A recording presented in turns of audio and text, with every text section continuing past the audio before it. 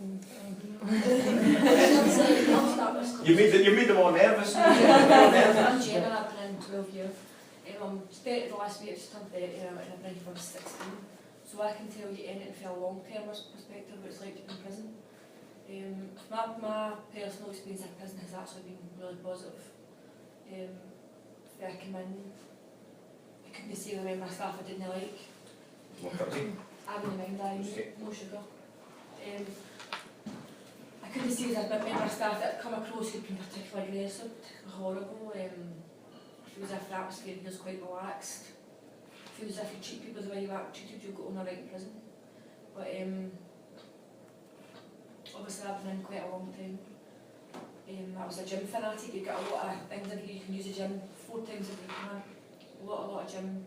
There's a lot of education going on. You can really do your hires. You can go out and do a lot of things. I'm actually got a HNC in hairdressing, beauty therapy.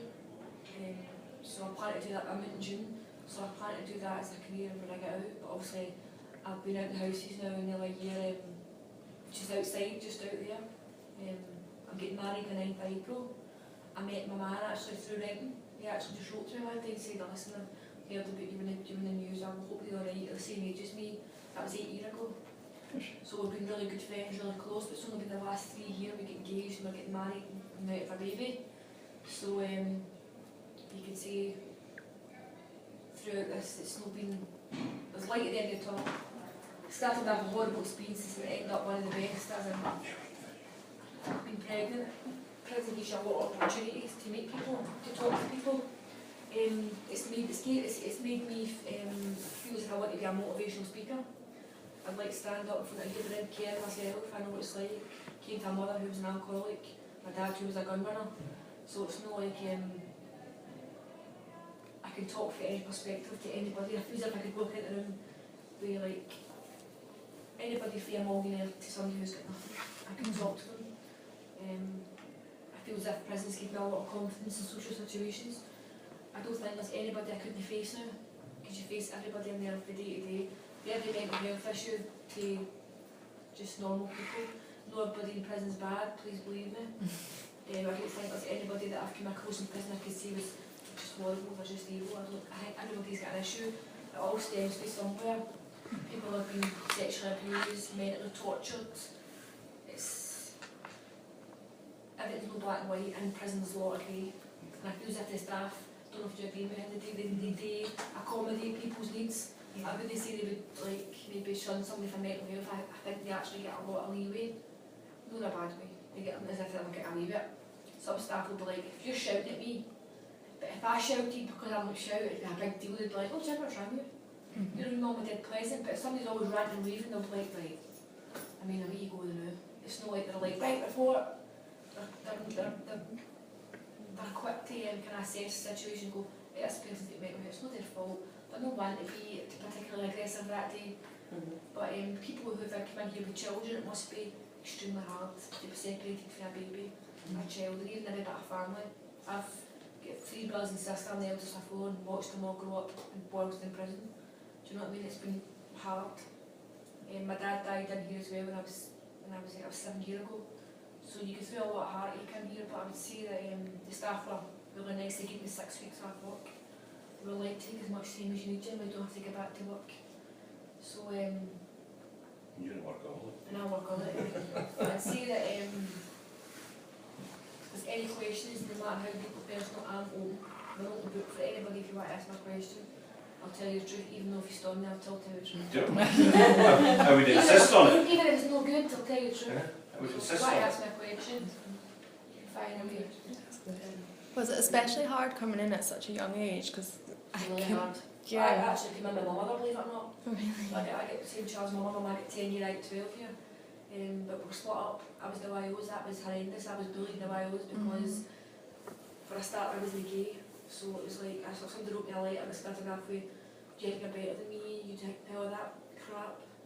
But I went to the staff, I told them, didn't tell them the names, just said, listen, I can't cope. I'm only 16, it's horrendous for me.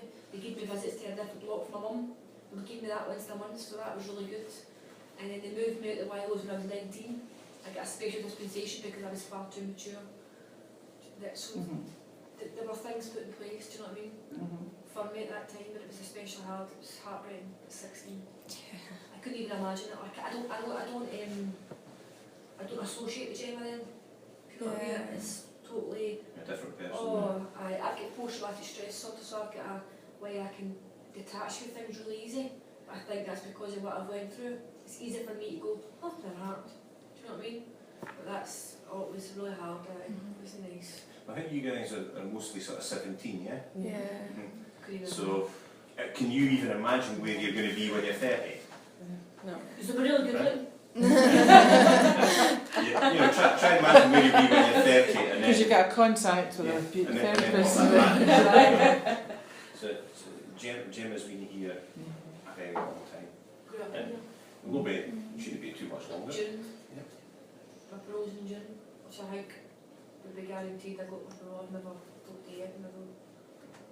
I just want to be here. Ask, you've got two experts here, ask. Something very different, obviously, she's doing a short saying, so it's different things, different reasons why you'd like to ask different questions. I don't be scared to ask. Do you think that prison would be like the best, like if you committed a crime, was that like the best kind of, I don't know, use the word punishment, No, but yeah. like the best way to stop you Yeah. re-offending again? Yeah. I think it depends on the crime. Depends on the crime, depends on your age, your mental capacity. And your There are some people I think that come into prison and maybe don't benefit from it. You know, people who are maybe Repeat offenders. repeat offenders, people with addiction problems, that kind of thing. It does benefit you in some. I came in with addiction problems. I was an heroin addict from 17 onwards. So I had quite serious addiction problems when I came in. And this has... You've done extremely well now. Yeah, this has helped me turn my life completely around. So in my case, it benefited me. But I do think, people have been coming for smaller crimes like shoplifting and stuff like that. If there was a way to help them in the community, but the thing is there's not enough funding for rehabs and that. I think that would be a good way of reducing numbers. But what do you think, Gemma, for like other crimes and stuff as well? If it was obviously a bigger crime. I think it depends if you're remorseful. That's a big thing. Or if you just don't care, really, if you're just like, I just don't care what happens in society, I don't care. I think it's all about that person's mental attitude. And I also believe it's a lot to do with the staff, how they treat you. I think if we were harder, maybe it wouldn't be you wouldn't want to be coming back. They're not here to punish, they're only here to rehabilitate. When I first came in, it was different.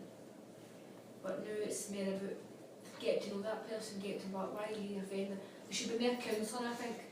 There's not a lot of counselling, there should be more funding put into counselling. I got a year of counselling there. It's the first time I've ever opened up about anything, and I've been in here a long time. That gets to me, that's one thing I can say about the prison that really annoyed me, but why was I not looked at then? Why did they sit me down and go at 17, how are you feeling? Do you know what I mean? But I was always somebody who appeared to be, I can cope with anything. But deep inside I was crumbling. I didn't slog till I was 7 stone soaking wet at the gym every single day, 4 times a day, running 14, 15 miles. Toenails falling off because I was depressed in my feet. So that was obviously eating me up and I never knew. I never knew why am I doing this? Why am I striving for something that is unachievable? It's known to my fellow living goat happy, believe it or not. That I thought, you know what is weight's nothing. There was obviously more going in my head that I just couldn't cope with. And the way I was doing was the gym. It was monotonous. But Maybe you're doing that with that insanity thing. I'm doing insanity twice. Once was good enough for me, I could get twice. I could beat everybody in the gym, beat my shadow. Do you know what I mean? That's the way I was. But now I'm a lot more calmer, a lot more settled. But I attribute that to Maureen, my counsellor, who I met a year and a half ago. Yep. So would you two then agree with the plans that are being made for the women's estate, to separate the prison part will only be for a small, what did you say, up to 80? Up to 80 women. Community units. And then community units for the short sentences. Short term, probably. I think that like long term should be the long termers. It's hard to see somebody getting out. You're doing for 14 years. You're doing 12 years, 20 years. It's hard to see somebody that come back and again you might have had, sorry. Get out and stay out. Do you know what I mean? But then again, I can't say that because what they get through, they might have nothing to go to. They might be homeless, absolutely nothing. and they come back in here because their pride, they don't want to let anybody know that, oh, I stole this, but I could have paid for it, but I just didn't. It's a cry for help. I wrote a short play about prison and I won an award for it. The Kesler Award, which is a prison-based award, so every prison in Britain, they'll enter it, they can be hair, nails, whatever. I've won it a few times for the hair, but I won it for my wee. Did you win one for the nails last year? Maybe you were doing all the I won insects, it wasn't it? yeah. Yep. I think the community, and it's like Gemma said about problems of getting out tonight, and that, I think that will really help with that, because a lot of people leave prison and they have nothing, whether it's they had nothing when they came in, or if you're doing over, I think it's 13 weeks they hold your house for or something, you're doing over that, you've lost your house, you've probably lost your belongings unless you've got a family member to go up and get it and store it all. I mean, then you have to wait for your benefits to restart and all this. So, I mean, you know, you do get a little grant when you leave here, like, I think it was £70. But if you're waiting weeks for your benefits and stuff to get sorted, I think the community units would help because they would be able to liaise with, like, say, housing officers in Glasgow, wherever you're from, and actually, for one-on-one treatment, Yeah. isn't it? actually be able to resettle you back in and give you a place to start, rather than just sort of Getting you. letting you out the door, and it's they can be daunting. So do you have something in place when you leave here and you know, job-wise and Myself, yes? I've got Have they a got- home to go to. I'm going back to mum and dad's. Mm-hmm. It'll be fun. And, yeah, but I mean, you do get, like, before you leave, they do like your benefit forms and stuff for you. Right. Have you spoken to Stuart Fallon about housing? No. Because we've got a full-time SACRO housing officer in the I links, think and you'll it's- probably I get to see him when we go I round. don't think it's done fast enough. No. Yeah, I It's think. done the last 6 weeks, but I don't understand that. I don't know if that's maybe if it's got to be 6 weeks, but 6 weeks isn't long for Stuart to take. He's no kind of what medicals here. Yeah. It should be 3 months before you get The out. I think applications take time and get Right. into departments and stuff. But like they say a life, I say like me in a life, they just put you out. It's like by the day of you do it, that's when they find you somewhere to go. Because you're never guaranteed parole. They can say 90% you'll get a parole, but it's always that you just don't know. So then they kind of set it up, which I think is crap. But I'm lucky I've got a husband to be who's got a really nice family, stays in Kilmacombe, it's a beautiful area. That's where I'm moving to. Gorgeous. So I've moved up now, honestly. Came into jail for Glasgow, I'm going to Kilmacombe. So I can't speak to you this. Fuck you, boy. All that bring myself just because I'm just so excited about my scan, right? How far along are you? Yeah, I think it's a boy because somebody said it's wee testicles, but I just know it's a shame, it's a lassie. And that's its wee eye sockets, look, it's smiling. How far along are you? 13 weeks. Right, your first scan then, yeah. First scan, I'm so proud of my son, my daughter with testicles. Looks a lot more formed than my laddie's at It's that just stage of my Oh, age. it's just one. My dad's brother's a twin. Right. My auntie's a twin who had I can twins, so understand. I've got twins, it's and quite I'll tell you, interesting. when I got my first scan picture, I was like panic stations because it's So all was one I. line, one way, one line, the other I way. just heard the doof, and I was like, is that my heartbeat? And And then there's, I was like, oh, it's exciting. my mum was excited. It's insane how that age actually know. you can see it. Such a wee baby. So you feel that there's something more out there now, you're all excited about completely starting afresh and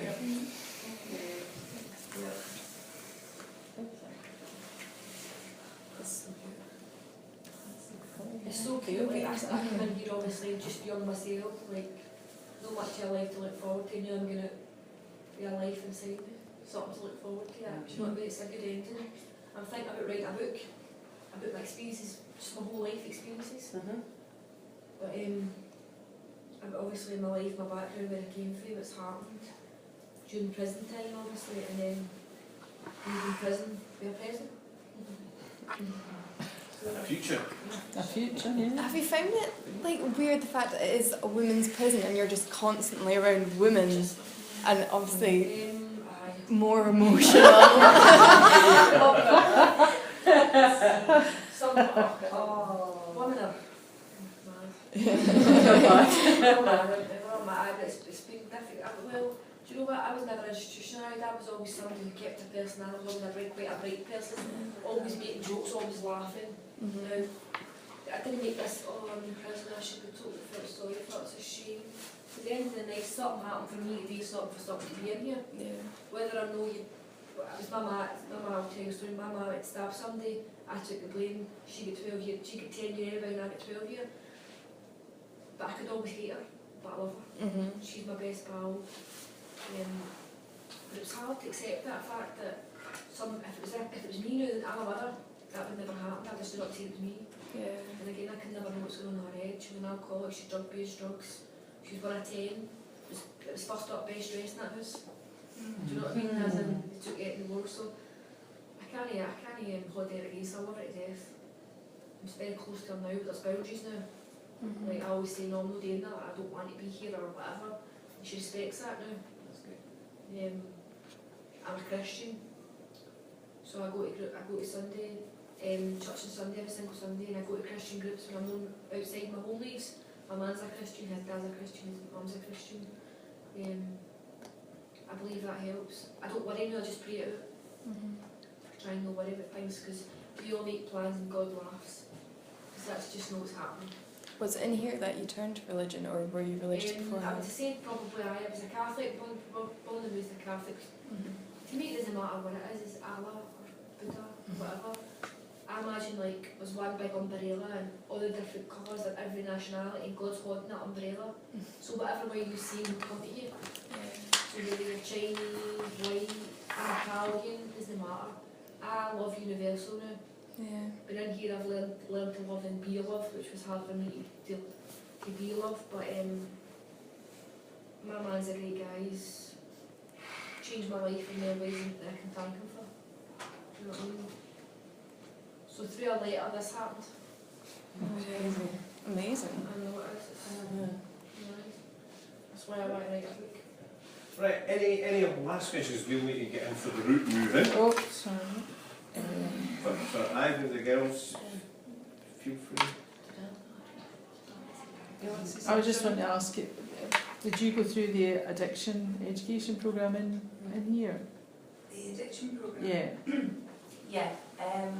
So when I came in this time, I was on methadone already, but a drug habit as well. So what happened was, like, I was kept on my methadone, was stabilised, and then I chose to decrease, and I come off it. I'm really good. Thanks. So yeah, and what happens is, like, so the nurse, there's an addictions team of nurses and stuff in the health centre. They help you. But there's also an organisation called, I think it's EACS it's called. Yeah, so they're going to speak to EACS when we're around. Right, okay, well they're really good. So you meet with them, like you can do it every week or every couple of weeks. You get assigned a and then worker. Yeah, you get assigned a worker who'll work with you throughout the course of your sentence or whatever. And you know, you talk to them about your drug use, you work on stuff with cravings, that kind of thing. There's also a smart recovery group, I think, that's being held here as well, which is really good for learning tools to cope with cravings, because Just recognising when it turns favour, you don't understand. Just Yeah. favour, you can be taught. Mhm. I've used drugs, never used drugs to say, but I've used drugs in prison, don't use them anymore, but I taught the drugs to cope. Yeah, I think that's what it is. It's recognising Your triggers.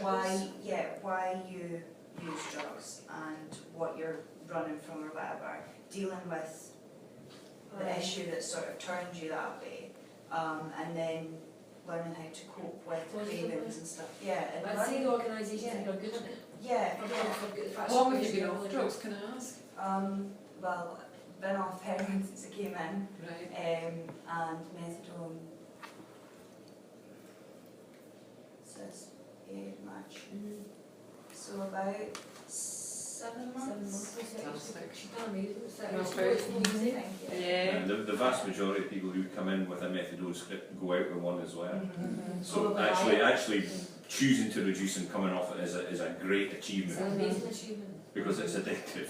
Yeah, it is. Highly addictive. It's the worst withdrawal you'll ever have. Mhm. Do you know what I mean? If you feel like you've got the cold treble that, do you know what I mean? And you're spewing, you've diarrhea, Just watch train spots, no problem, good.